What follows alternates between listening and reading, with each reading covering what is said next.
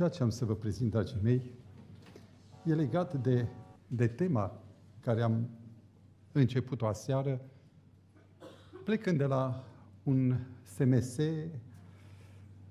foarte motivator și cu tensiunea ridicată la maxim, așteptând ca în luna aceasta, spunea SMS-ul, să se producă lovitura de teatru, și anume proclamarea legii duminicale.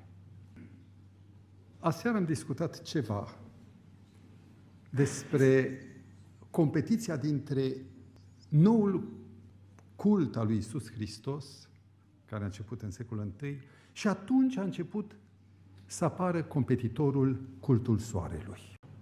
Înainte de a porni la drum, am promis de ieri că ar fi bine poate să discutăm astăzi despre 666.